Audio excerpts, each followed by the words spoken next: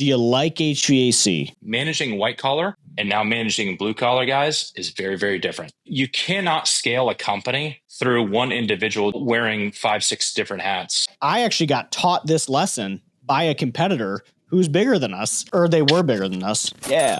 Can't stop a train, baby. Can't stop it. So that's what we did. If these tariffs stay in place, contractors out there who do not react as I described a year from now are going to be out of business.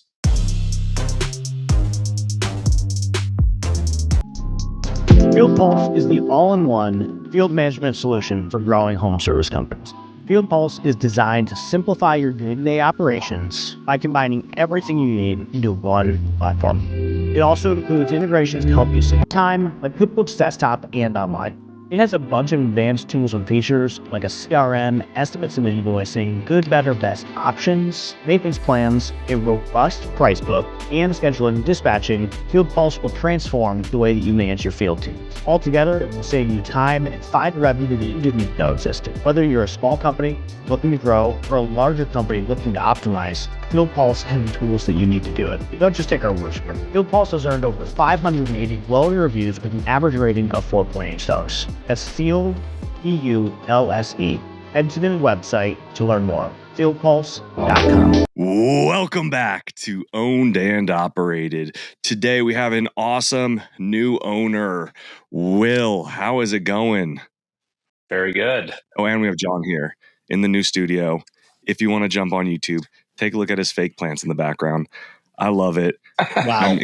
I'm very jealous. It's not me hating on it. It's more so just extreme jealousy of that I don't have a studio yet. So yeah, it's good. It's like big, it's big. So I'll dive into the studio and then we'll actually talk about Will here. But just finished the studio last week. There's a sofa thing over here. We're optimizing for in-person interviews. So if you're ever in Ohio and you want to talk, great. And then it's like a full-blown production studio. So we can do quite a bit here, which is kind of fun. Yeah, I mean, legitimately, when I saw it, I did the whole Borat thing of wah wah wee wah as he walks into the room. It is so big.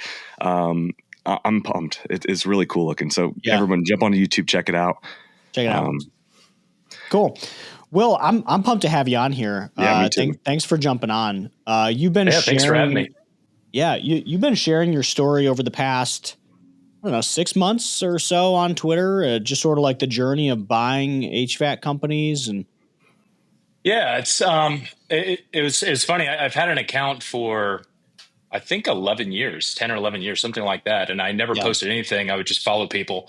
And pretty much the day I left investment banking is when I started. I said, let me post a couple things, my thoughts, my journey, and see if people find it interesting. Yeah. And that was literally a year ago, almost to the date. Okay. Yeah, it's been a pretty wild ride. I've met some amazing people on that platform.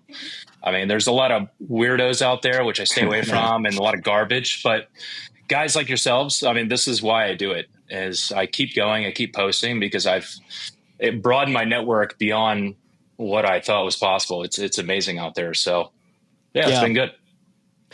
Yeah, we just had Holdco Conf last week, and I did a talk on how media can accelerate your core business. And that was sort of the whole concept is hey, you put yourself out there and you share and you people pay attention. And on one hand, it's kind of disconnected from what you do during the day. My day job is running a plumbing company. Why am I podcasting? But on the other, there are some pretty clear ways to make it win for you. Definitely. Yeah. Definitely. I mean, even if it's maybe I don't directly benefit from it, but if I can help somebody else, they're going through something. I mean, my background is banking. So a lot of the guys that reach out to me, they're mid 60s and they're looking to sell. They just don't know what to do with their company or what it's worth. Basic questions where I consider it basic, but for them, it's like rocket science. But for me, it's not. So that's where I can help them out. But on the flip side, I've had guys reach out to me and offer up advice like this. Hey, I'm a first time operator. I know a lot, but I don't know everything. Yeah. So I'm trying to learn from guys that are reaching out to me and just help me out. So it's two-way street. That's how I look at it. Yeah. So when did you close on your business then?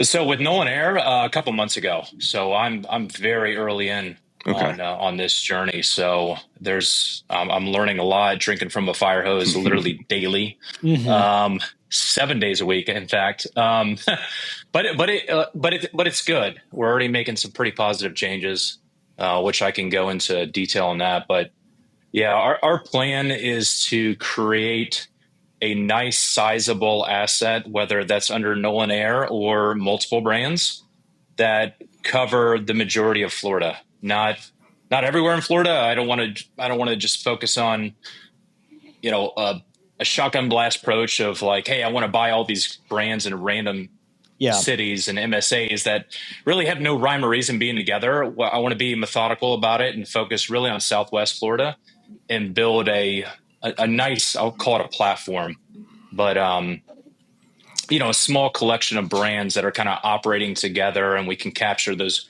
cost synergies. So I'm in inning one of that journey. Like I know what needs to be built and that's what I'm focused on. And I know, John, you posted about building $100 million company one day. Like I have a similar vision and I'm starting with something very, very small and I'm working my way towards that.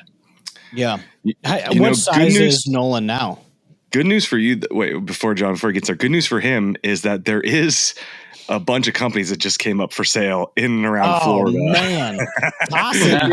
It might be a little bit hairy. Punches, bro. That's tossing punches. It might be a little hairy and coming out of a bankruptcy, but I haven't heard of that. Please inform me. What's going on there? Yeah, that's a tough one right there. Yeah. No, I'm sorry. I had to throw it in there because we just recorded that a few weeks ago and it was super fun. So yeah. Well, I mean, I don't want to go on a tangent on that one, but I know the operating assets for under Air Pros, they had some really good companies. It was just an over leveraged situation. I mean, they took on an insane amount of debt, which I know you guys already covered that in one of your recent podcasts. But I mean, the underlying assets themselves, they're good brands making a lot of money. It's just way too much debt. Yeah. Yeah. I mean, that seems like the case, and it just becomes like this spiral. And it sucks. I mean, I still feel bad for, the employee should be fine. Should be fine. Yeah. The challenge I think is going to be the owners that sold and all that equity just is going away. Whatever rolled. I think that just sucks. It does. Yeah. How big is Nolan Air now? What's the specs on this? I'll go into just high level details. I mean, it's a small brand, but it's what I consider it's a really good start, so this buy and build journey. Yeah. I thought it was a good starting point to build something. We'll call it just a hair under 2 million top line. Yeah. When I first came across it, I said, I like what I see, and it was a brokered deal. Yeah. I initially passed on it, or at least put it on the back burner and said, let me go look at a few other things. Larger assets, right? Closer to, 5, 6, 7 million top line, closer to that million of EBITDA. But what I very quickly realized is, guess what? The private equity is aware of those same assets, and they're going to pay a multiple far above and beyond what I could ever pay. And I'm just not going to go overextend myself. So I decided to alter my strategy. I said, you know what? Let me go down market, focus on something that flies below the radar of private equity, something too small they're not even going to waste their time on. So there's less competition down there, but it's got to be large enough, have enough infrastructure in place that I can build something. It can't be the man in a van. Hey, we've got an owner operator. He wants to retire and two guys out in the field. That's way too small. So I got to find that middle ground. And I think I found that with Nolan Air. It's got just enough. It's got a good name. We just reached a 5.0 star rating on Google. So it's got a good presence. Yeah, we were at 4.9. Now we got bumped up to 5.0. So so I've got some big plans with it. And so, it's a hair under 2 million top line, but I've got a pretty aggressive goal that why can't Nolan Air be a $10 million company in this market. I mean, I know it's Yeah. possible. We're in a huge market down here in the Tampa, St. Pete area. Yeah. But I'm also running into a lot of competition. There's a lot of private equity guys down here too. So, and they're spending an insane amount on pay-per-click. So I got to find creative ways, right, to deploy those marketing dollars to make that phone ring. I don't mean to laugh. It's a mutual pain. So Nashville's very similar. We don't play the pay-per-click game just because I'm not going to pay $1,200 for a lead. Like it doesn't make any sense. When a service lead for repair AC is 600 plus, there's not many things at a service level that actually cover that $600 lead only. So we have to play with some very unique games to fight private equity, because I mean, on a 3-tier or a 3 vertical, if they do plumbing, electrical, HVAC, they can lose a little bit on HVAC service, but they'll club them and then they'll gain it up over the lifetime of the customer. So there's some really interesting games that you have to play to circumvent that. But very, very similar beginnings. I mean, I was a little bit smaller than that starting, but sounds like a similar journey. Yeah, we how many people are in a $2 million company? So right now we've actually hired since I acquired the company. So it's funny. I said I wouldn't make a lot of changes the first 90 days. I've already made a ton of changes. Classic. It was so obvious. I said, I have to make changes. And so today we've got 7 guys out in the field, and we have 1 operations manager, which I know sounds very lean, but the 1 operations manager, he wears so many different hats.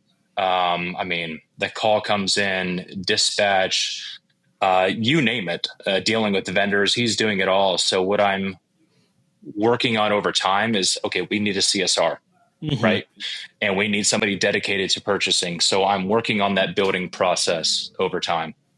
So that's what I've got. Yeah. 7 guys out in the field, and then the one operations manager. I don't count myself, but yeah, that's what we got right now. One of the things that's helped our business grow the most has been peer groups. And that's been for both myself and our leaders.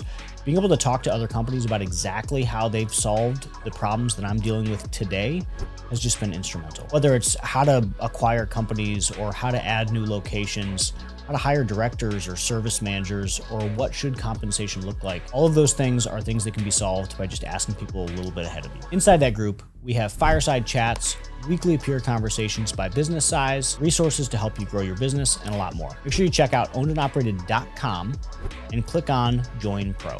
And what does that look like in terms of techs to installers? And then are you running selling techs then? They're selling their own units? So a lot of our guys are kind of hybrid. So our service guys can also flex and flip over to an install. So on the service side, I would say we've got we have 1 lead called manager, a service manager. And then below him, we've got 2 guys, and then the balance, about 4 guys on the install side. So it's really made up of, on the install side, I'm thinking through it, 2 leads and 2 helpers. So we've got 2 young guys who they're very green, 21 years old. They're just trying to figure shit out. Yeah. But it's a good crew. I mean, I would say 80% plus of the guys, I mean, they have a strong work ethic. I mean, they will grind. They don't mind working until 9, 10 o'clock at night. Like that's not an issue. But the issue that I'm running into is, man, there are so many inefficiencies. That was obvious to me day one. They just sort of, and Jack, I don't know if you saw this immediately, but they would just sort of figure it out. A call comes in, hey, we got to change out. All right, let's run to, we knew about a change out on Thursday. It's Tuesday. Let's go sit in line at the supply house Thursday morning, pick up everything we need, and we don't get it to the job site till 10:30, 11. I'm like, guys, what are we doing? Like, we should have already made that order, collected a deposit, pick that up, have it ready to go at least by Wednesday, load it up in the van. So we roll up 8 a.m., begin our work on Thursday. That was a foreign concept to them. They just said, oh, never thought of that. One of the, there's a phrase, I'm pretty sure Brent Beshore said it, but It was like small companies stay small on purpose, as in like that type of thing is something you expect to find. Because like, as you were saying, the first sentence was like, there's so many inefficiencies. And my brain immediately was like, well, yeah, that's why they were $2 million. Like if there weren't inefficiencies, they would be 10 or like 15. How old is the company? So Nolan started 6 years ago. Yeah. So that was another. Pretty new.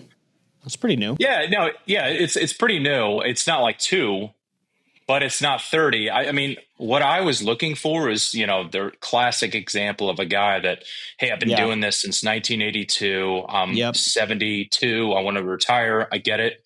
And it's sizable. It's $1 million plus of EBITDA, like what everybody wants. No new construction, blah, blah, blah. You know the drill. It's like, I do know the drill. That's going to cost a lot, and private equity is going to be all over it. Yeah. So I landed on Nolan Air. I mean, all these deals, they have a little bit of hair on them. It's just, you got to find the deal that has the least amount of hair on it. And so it's a younger brand. It's smaller, but I feel like it's enough to work with, rather than like as an example, there was a larger one I was looking at right down the street. He was about 7.5, 8 million top line, but half his business was new construction. I don't want to be in new construction for a number of reasons. It's not just the exit multiple that everyone talks about. So what I'm thinking about is, okay, if I go lean in on something like this, buy something where half the business I don't want, I'm going to have to turn around an aircraft carrier like that. That's going to take a lot of work. So do I want to do that, step into that situation? Or do I, and so basically I'm scaling something large, bringing it down to what I want, or do I take something small and scale it up? So I chose the latter. Yeah. Kind of where I'm at.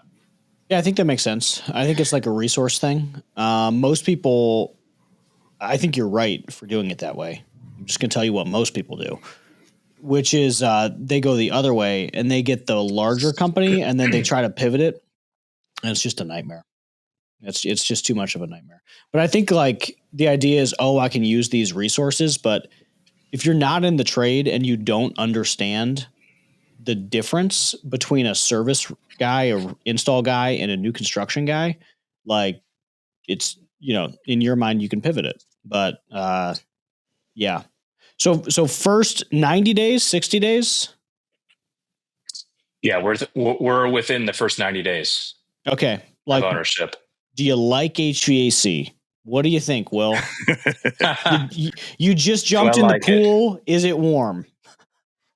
Oh, it's warm. All right. No, I like it. I mean, there's so many ups and downs. I think with owning, doesn't have to be our industry. It could be anything. I mean, one day it's like cloud 9. You're like, this is awesome. This is the greatest thing in the world. I'm so glad I left my W-2. And then the very next day it's like, this sucks. Yeah. Like everything comes down. Yeah. Everything comes down on the owner, but I mean, it's just take it day by day, hour by hour. No, I don't have any regrets. It's just, it is an adjustment from where I came from. I went from investment banking, very white collar. I was going to ask. I've managed people. I've managed a ton of people in the past, right? But managing white collar and now managing blue collar guys is very, very different. Mm-hmm. And so if there's one thing I underestimated, it was that. And it's not, I mean, they're good people. It's just different, right? Yeah. You just need to alter your mindset and how you approach things. And there are different issues that arise on a random Wednesday that you didn't think you'd expect to come across. Right. That I never saw in investment banking. So, right. I mean, I think that's a really good note. And it was one of my big surprises as well. Was moving from managing in white collar to managing in blue collar. I always had a foot in blue collar just because we were in, operations and some facilities maintenance, but it is an absolute night and day difference. I love it, but I definitely have heard from other owners who are in your position who don't like it as much. But that transition overall has been pretty positive for you. Yeah, I would say so. I mean, I really, I go out of my way to take care of the guys, make sure they're happy. Mm-hmm. But yeah, there are challenges that you just have to know going into it. That's like, oh, this is very different than where the world that I left. Yeah. And so So as you move into these first 90 days, right? As a smaller business owner, you can hear trucks outside, sorry. But as a smaller business owner, right, you have more on your back from all the positions, from CSR to actually being out in the field potentially. Like, where do you as the owner draw the line on your skill set in being able to support the team? yeah, that's a good question. So what I've quickly found is that as the owner, I mean, you're responsible for everything. It's CSR, the phone rings, handling the customer, marketing, operations, updating the fleet, you name it, dealing with the landlord, employee issues, like everything comes down to you, and you got to make 1,000 decisions every single day. Mm-hmm. Which I knew, I kind of knew that going into that. Like I understood that, but now I really understand that. Mm-hmm. So where do I spend my time? What I'm working, I mean, we're very early on. It's not like I've been doing this for 3 years. So what I'm now that I have a grasp of Nolan Air and the capabilities of each one of our guys, I'm trying to task them with what I think they're capable of doing. So I saw, for example, my operations manager, he's wearing like 6 different hats. Well, that's not sustainable.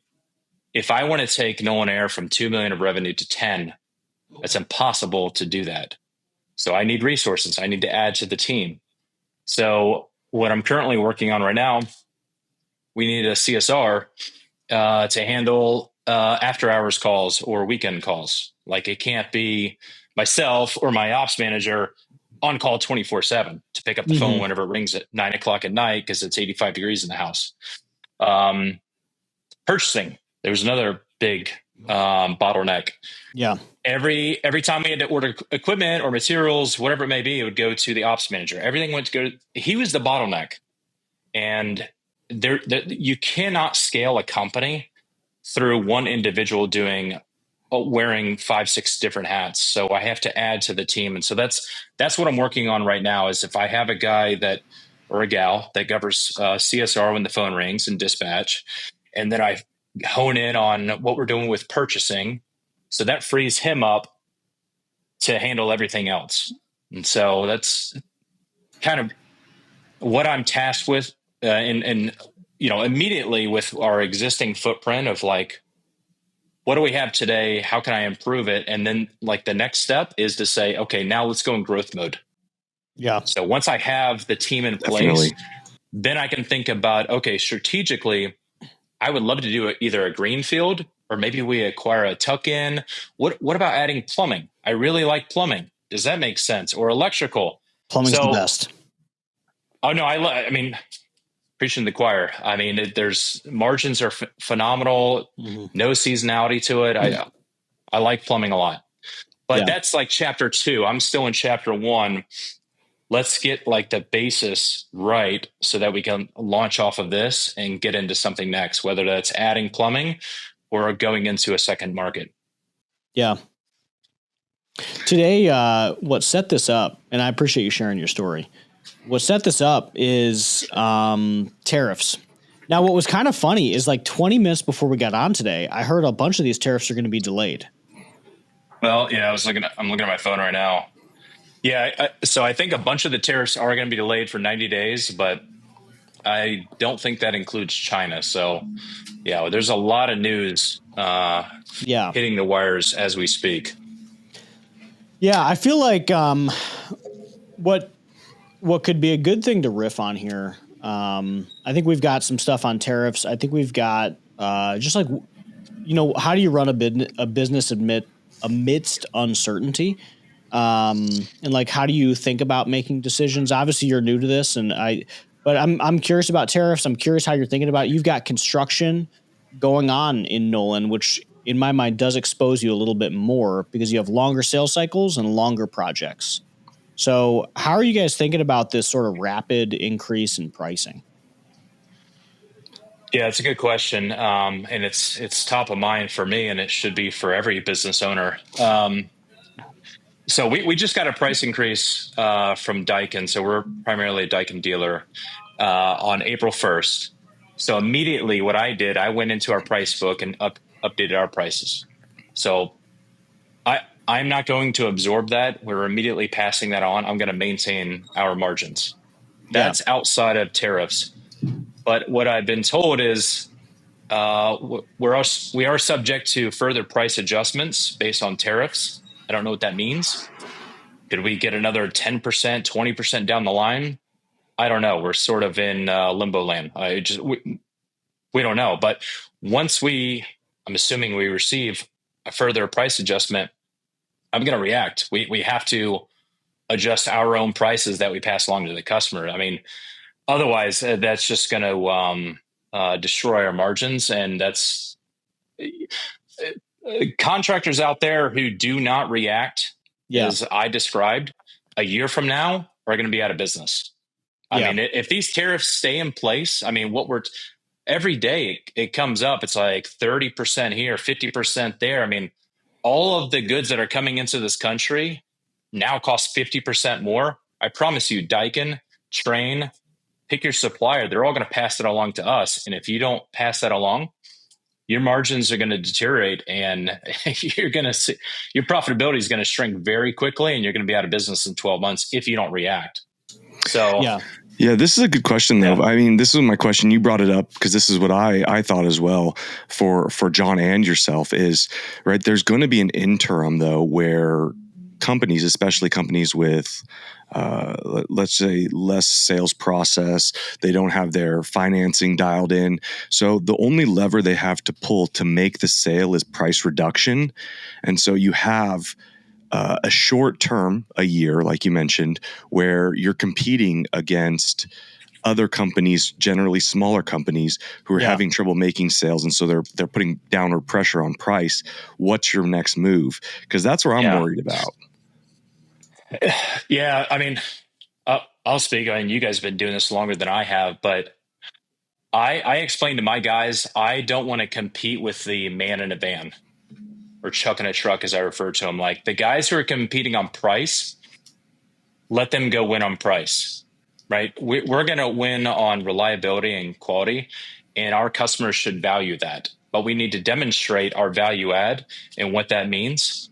That may sound like a lot of fluff, and maybe some customers are like, I don't really care. Just give me the cheapest option possible. It's like, well, then go talk to the man in the van down the street. That guy will win for a period of time until he doesn't. So I don't know. That's just how I view the world. Like, am I wrong? Like, I don't know.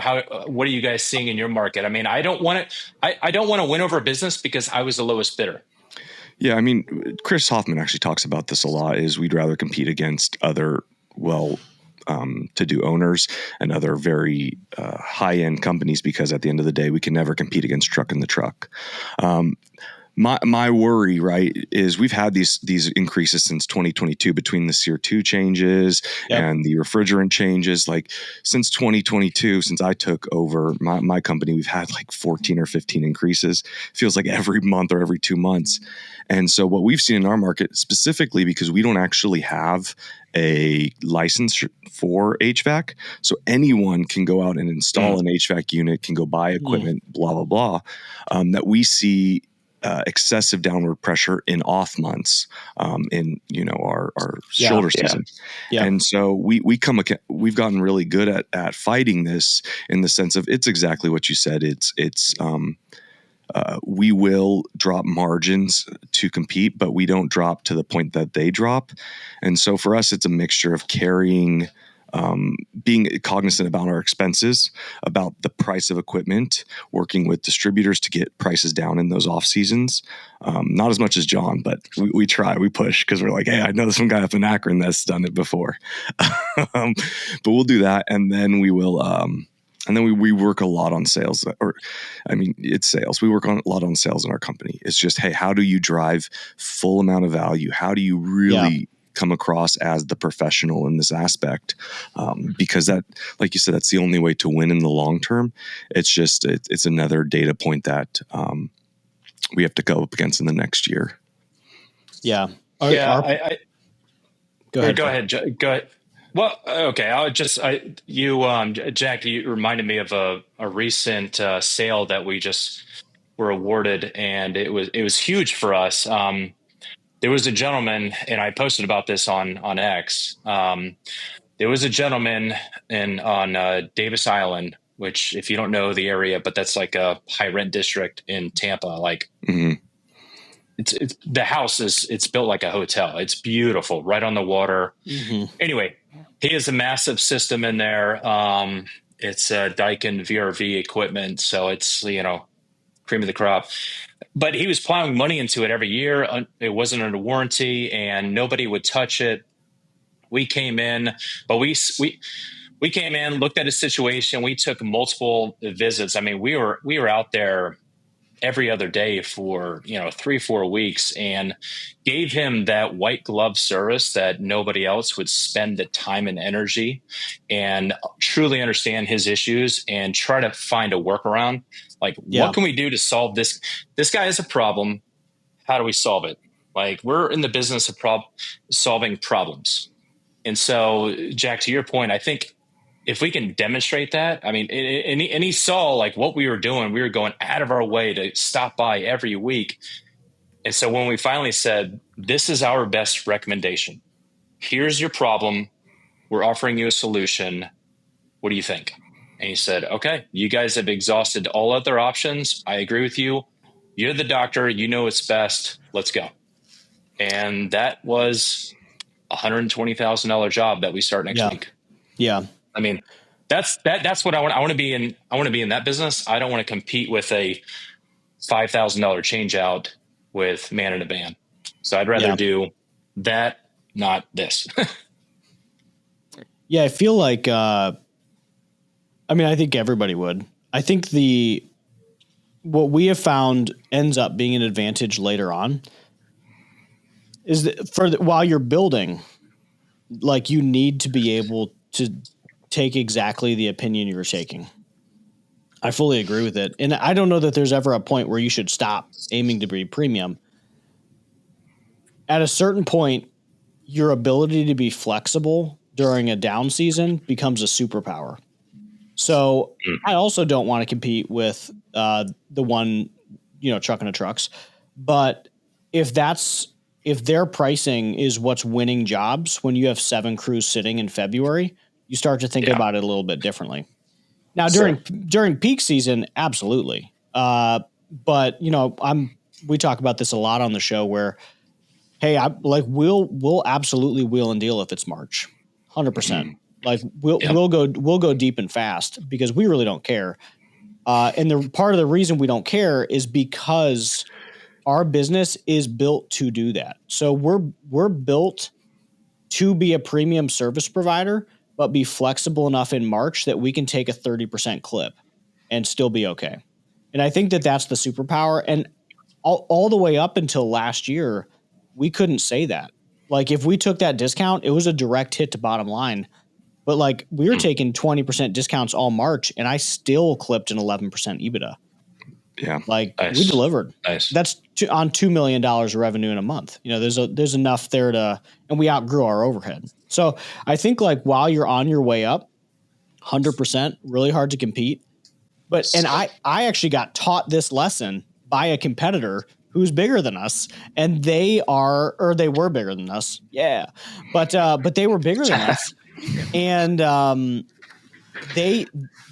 moment it hits March, they're doing like $3,000 air conditioners. And for the longest time, I was like, holy shit. Like, what is going on? But like, no, it was crazy. Cause in my mind, I was the same thing. I was so locked in on, like, dude, how do you do that? But like, I don't know about 3,000. I mean, depending on the unit we could, but like, yeah, I can do that now. So it does become a superpower later on. So they sort of taught us that lesson because they were larger than us. They're a premium service provider. They've always been priced higher than us. We might be higher than them now, but and they would consistently punch us in the face during slow season. Mm-hmm. So we got served that lesson a few times from them. We finally learned. We have as well. And John, do you, was that, and this is, I mean, we did it through kind of fluctuating commission structures and things like that. Is that a big part of where that came from for you? Yeah. So we fluctuate commission structures. We go hard on like very strict timeline price points. So like, hey, for these 45 days, supplier, I need X additional rebate on this equipment, or I need X discount on this equipment. Mm-hmm. We'll keep moving your stuff. I'll keep our guys going. So usually we hit labor and COGS. And then we really get very specific about what financing programs we're willing to offer. Cause that's like a secret eater, you know, like if you aren't really watching your financing programs and you're offering 20% discount and you're still offering the one with an 8% dealer fee, like you're going to lose. 0% for 60 for 30% to you. And if you eat that, you're in trouble. Yeah. No, you're in trouble. We really watch financing plan, make sure we negotiate commission, make sure we negotiate equipment. So we go into every down season with those in mind. And Will, so how has that process been for you? I'm very curious. So, right, when I bought a business, I ran with the same distributor that the last owner ran with, who was completely selling me at like the highest price possible, even though I was like above retail. Like above some retail. Random guy walks into the building and he's like buying it better than you. Yeah, exactly. It was pretty much that. It was the same price as somebody who sold $2 in equipment, and I was selling $400,000 in equipment, and I was getting the same price as them. So it's not about me; it's about you on this one. How has that process been? How are you going about like vetting different distribution warehouses and making those contacts? Or have you thought about it? No, I have thought about it. I mean, I guess with I'll just pick on equipment, our largest expense. Mm-hmm. Because I know so many guys in the industry, I will go and talk to them and I'll compare price books. And I know that's probably, frowned upon, but I know a guy 90 minutes south of us. We don't compete. I think it's great. I'm like, hey, pop Bob, off. Yeah. We're both Daikin dealers. What are you getting? And if I'm getting ripped off, I'm going to call my rep immediately and say, excuse me, we need to talk. Yeah. And it's good to know people because I can get pushed high up into the food chain at Daikin or Carrier. Mm-hmm. Like I know the VPs that I could talk to and say, hey, if I'm going to switch from Daikin to Carrier or what have you, I can use that as a leverage to beat up my rep, so to speak. I don't want to do that, but if I have to. But Jack, to answer your question, I don't feel like I'm getting ripped off based on the conversations with the other dealers in my market. I feel like we're okay. We're not great, but we're not getting ripped off. Yeah. So I feel like we're in a decent spot. That's interesting. And so was the last owner Daikin, and then you just went with Daikin as well? Yeah. Okay. Yeah. I didn't make any changes, and with my previous background in banking, I covered this space, and a lot of my clients were Daikin dealers themselves. So I was pretty familiar with the brand, and I didn't see a need to switch. Certainly not within the first 90 days. Like that just, that's not my pressure crazy. on you. Yeah. More so I'm just curious if you're starting to have those conversations, because I didn't I'm kind of the absolute worst example of somebody who probably should have, but just super naive going into the industry. I mean, I'm aware of Train and Carrier, and I know those are more household names, and so that's a disadvantage to us.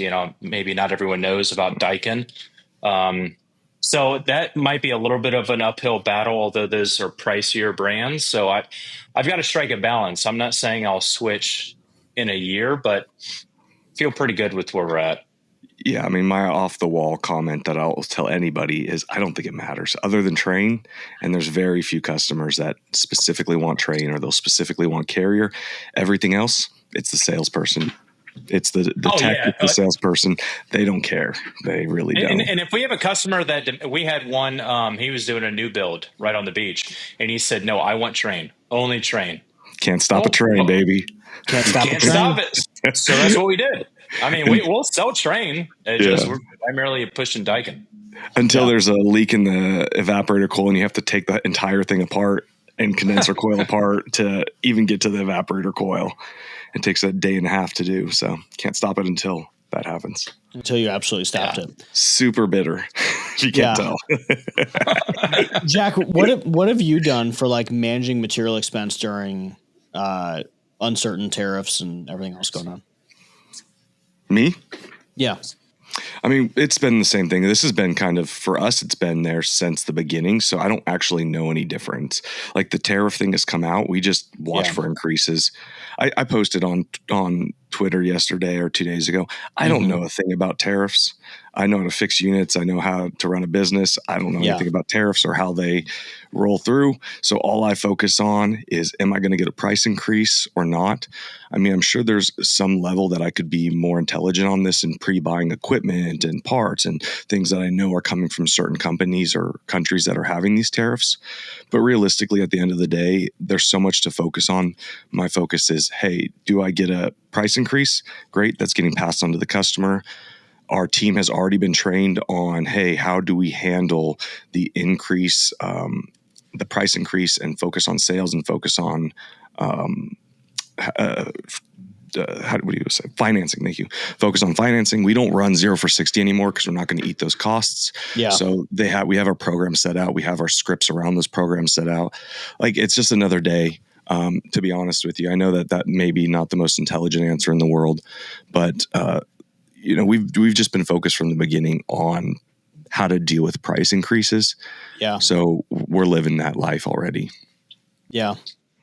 I feel like the thing that we, some of the lessons we learned from 2022 when we were still doing construction, but like, hey, be really careful what's inside those contracts. So if you're before 2022, price increases like this weren't like normal. Now it feels like kind of normal, but that was wild. I remember it was 6 or 9. It was somewhere between 6 and 9 straight weeks of copper wire price increases. And by the end of that time period, wire was 3 times the price that it was when we started. It went from $30 a roll to like 92. And our projects didn't include material price escalations or ability to stop projects. And we just got absolutely smoked. And then, the more inflation became a thing, we realized that like, hey, we didn't have price escalations. We didn't have estimated material. Cause if it's a 6 or 12 month sales cycle, like, hey, I sold this today, but my section of it starts in 6 months. What happens if there's a 10% tariff or 30% tariff on that wire? So like really being careful what's inside the contracts. And then the other thing that's just been a win for us, and I'll encourage everybody to like figure out how they're going to do it, is can your overhead withstand a shock? Like, is your cost structure, how variable is your entire P&L? Like, are your call centers on commissions? Are your managers heavily bonus based? Like, what does marketing look like? Is it locked in contracts or variable spend? What does fuel look like? Like, how much of this can be variable? How much, like, of the 100 line items in your P&L, what can you make modulate on demand? And like, what happens if you deal with a 30% punch to the face on COGS? Like, what do you do? Like, do you have a plan?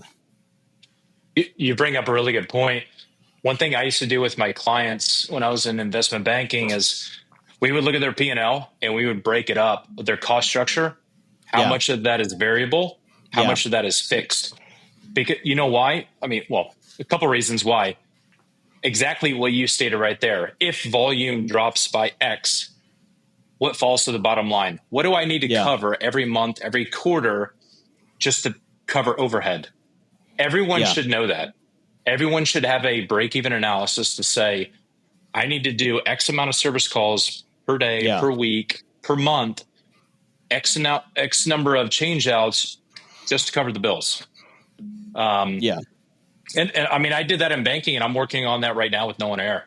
And I kind of know in my head, like, all right, we got to do about this, but I'm working on actually honing in. No, we got to make X dollars per day just to keep the lights on.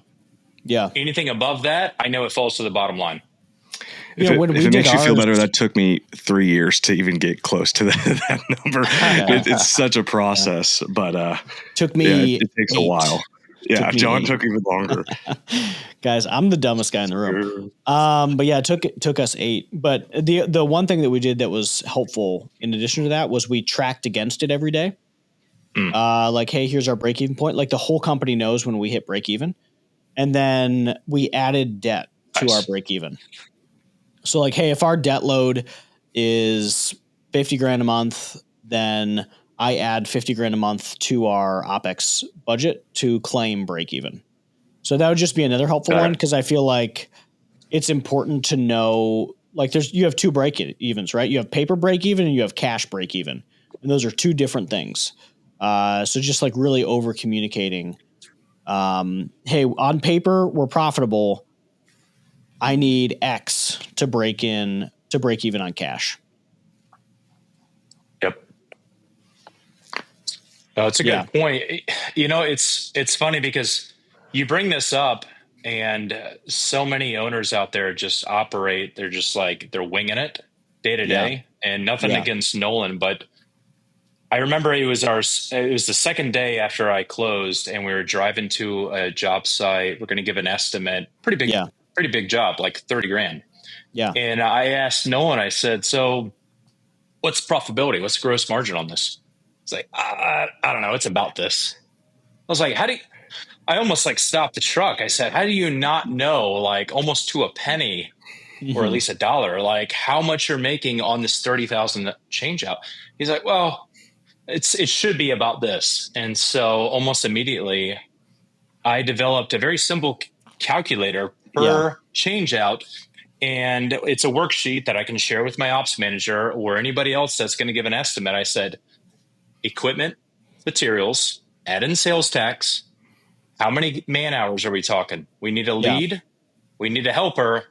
Total man hours, add payroll tax because they forgot about that in the past. Yeah. And then here's my target margin. Like that's how you should think about bidding on an estimate. And ever since then, it's like a light bulb went off. Like, oh wow, I never thought of it like this. I would strongly encourage anybody out there that they should know their margins like down almost to the penny. Yeah. Like you should, when you submit an estimate for $10,000, you should know the company is going to make X on that change out. Yeah. So that's one of those changes that I talked about earlier at the top of the call. Like that was an immediate change that I made like day one. It's like, no, full stop. I need to know just so I can sleep at night. What is the company making? Yeah. Yeah. Yeah. And then it's, how do you build a system around maximizing that? So maybe it's commissions that de-escalate and escalate depending on profitability or manager bonuses. How are you thinking about that so far? Yeah. So, I failed to mention that. So that includes commissions. So our guys get 5%. If they sell, they get 5%. Yeah. So that is also baked into my gross profit. That little calculator I was referring to. Yeah. That is baked in there. And say, okay, well, Joe sold it. He gets 5%. Who's going to install it? Here's the labor. Here's the equipment and materials net to the company before overhead is X. What gross margin are you selling at right now? Ooh, big questions, John. Big questions. Man. All right. Call me out. So I'm excited. Line in the sand is 40% on a change out where I would like to get to over time.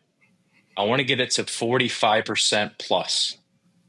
Now, service is very different. Service, we're actually getting some pretty nice margins on. When I put it all together on a consolidated basis, I would like our gross margins to blended at 50%. That's my goal. 50%. If we shoot north of that, we're doing great. Historically, that has not been the case. So I've already made those adjustments, and I'm already seeing a lift like day one on gross margin. So I know 40% for an equal change out might seem light to probably you guys or some others. Chris, that's been doing it for a while, but I'm like building up to, 45% plus. Like that's the goal. I don't want to rip the Band-Aid off, lose a deal. You know what I mean? So, and all those things are raised in the long term as you start building those relationships and push down your price and lock in the systems. Like that's where all that comes from in the long term. 40 is not a bad bottom line. Like we don't go below that number. I mean, that's where ours is. We've done 137% in the last year, and that job ended up being the worst job. It last 3 months or 4 months, but it ended up being the worst job because it's always the worst customers when you kill the last 3% and go bottom it out and cut everyone's commission and get ends up being just a shit show. And the customer's unhappy about one of the fins popping out or something like that and wants a full refund.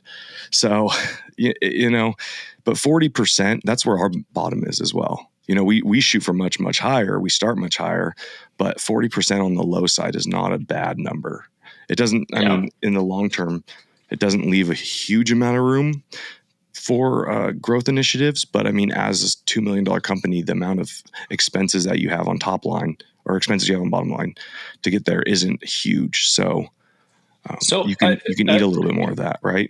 So you just reminded me of something. So when I was in banking, I had a client, different industry, still building products. They sold windows and doors, and they just all organic. They just blew up. They were amazing. All organic, no M&A. And I recall he categorized his customers as A's, B's, and C's. C customers, the low margin. It's like, we'll do it. It just keeps the lights on. Like that. That's how he thought about the C's. The B's, obviously a step up beyond that. They're not stellar margins, but it's a little bit more. And then the A's, that's what we're targeting. We want more A customers because that finances growth. Like we want to go into a new market or we want to acquire another brand. It's the A customers that are going to finance that. And so as I build Nolan Air, that's how I think about the world. Like Jack, to your point, I'll dip below 40% for those C customers to pay the bills. Insurance is ripping my eyeballs out. Rents due every month. Like, I've got to cover the bills. Yeah. But I'm really focused on those A customers to help me get to the next market or add plumbing like that. So that's how I categorize it. I don't know if you guys view the world in a similar lens or not, but that stuck out to me with that client years ago is A's, B's, and C's is how you should think about your customers. It's hard for me to do that. And John, I mean, I'm going to let you run on this one because I'm actually interested in what you have to say. But we get this pushback from our technicians a lot. It's, hey, I don't want to run thumbtack leads. They're low value. Or, hey, I don't want to run this area because it's low value. And I always, my pushback for my entire team generally is, hey, in our eyes, all the customers need to be the same. They all get the same prices, whether or not they're here or there. They all get the same service, whether or not here or there, full evaluations here or there. It doesn't matter where the lead comes from, where the lead is. They're all going to get the same experience. I mean, I see the point from like an internal mindset standpoint because we probably do that when we talk about growth initiatives. Like, hey, we want to move into this market because it has a very high average home value or whatever, or number of units on the house or age of equipment or age of plumbing. But in terms of from like the trickle down in how I look at working with my team personally, I try to stay away from those kind of denominations just because it gets you in trouble because then your technicians have a harder time selling because they don't go in with the same ideology. If that, sorry, I'll just jump in real quick. So Jack, what I described, the A's, B's, and C's, I would never let my selling techs know, like, hey, this is an A customer or this is a bottom feeder C customer. No, so I'm not saying you are. That is like, I would just accept a lower margin just so I know it's like, all right, fine, I'll do it because I know I need to pay insurance or rent, Yeah. cover the bills. I'm clarifying to all the listeners out there, because sometimes if we're not super clear, like they'll run with something and be like, well, Jack told me to say that there's C customers. I'm like, no, please don't. That's good. Yeah, okay. That's a fair point. And I've put my foot in my mouth in my own business personally more than I'd like, where I've told my technicians something, where I've gone out in the field and said, oh man, it's really hard to sell this year. They only want to do repairs. And then for the next 6 months, all my technicians come out and says, Jack, you're right, man. They only want to do repairs. And I'm like, no, I'm Yeah. So I'm super cognizant about like that mindset, because sometimes it sets the stage. Context. Yeah. It sets the stage. I mean, it preloads excuses. It's the same reason we don't like talking about like, we're weather enhanced, not weather driven. I think we're in the same thing there. It's a lot of like, hey, it's all the same. We have a core customer. So I think that's probably what you're trying to say. We have a core customer that like, that's who we target. We'll obviously take others, but like when we think about growth, when we think about zip codes we want to be in, it's driven by an ICP. Like, here's our ideal customer profile. Here's who we're looking for. Income. You build like a caricature of what you think your customer would be. That's usually how we do it. Yeah. So we covered a lot of good stuff here. So we covered first 90 days of ownership, some changes you made. We're talking pricing, some material focus, checking on whether or not you're paying good stuff, types of projects you're getting. We did cover a little bit of tariffs. Mainly the lesson I took from this was like, let's be flexible, be able to take a punch and raise prices as needed. That makes total sense. That resonates. If you had any like quick tips for anybody out there thinking about buying a home service company, like you're in your first 90 days, like what's it look like? It's been a while since it's been my first 90 days. Yeah, boy, where do I start? I guess go into it eyes wide open. I knew a lot going into it, just given my background, but there's a lot I didn't know. I know how to manage people. I knew about the industry and all that. It's not like I went from, I don't know, accounting, and I've never managed people before, and I jumped into this. So I had sort of a head start, but I'm also sort of adjusting my management style, given it's a different environment. Like, these are different guys, different people. And so you just have to be flexible and, take the punches as they come. So I mean it when I say you don't want to change too much the first 90 days. And I told myself I wouldn't, but there are some basic things that if you see it's glaringly obvious, like, this is fundamentally not right. Like the margin that we were talking about. How do you not know going into a $30,000 bid what your margin is? Like, that to me just doesn't seem right. 100%. Yeah. Or like here's another obvious one. So I made this change within the first week. I said, what are our payment terms? We go into whether it's a service call or an equal change out. And they said, well, the customer will get to it when they get to it. I said, well, that's crazy to me. I mean, our guys are paid every Friday and we have to pay our vendors every 30 days. I can't, I'm not going to float that. So I immediately changed it almost day one. And I said, for a change out, it's 50% due upon your acceptance of our estimate. So we can order your equipment and put you on the secure your spot on the calendar. Yeah. Good. Mm-hmm. Once we have that, and then upon completion, the remaining 50% is due. And my guys looked at me like I told them to build a rocket to go to Mars. And I said, they're like, no, we've never done this before. It's not going to work. Yeah. Customers are going to throw up all over this. I said, okay, go ask a roofer to change out your roof and see what they say. Go ask a window and door guy and see what he says. I guarantee you they will not lift a finger unless you drop 50% as a deposit. I said, why are we treated any differently? Yep. So as soon as I made that change, there was a lot of pushback internally, but now the guys see it and they're like, oh, wow, there's no pushback. This clicks. Yeah. So, There are things like that you can change, but I wouldn't go like Jack, like we were talking about before, like, do you switch from a Daikin to Carrier?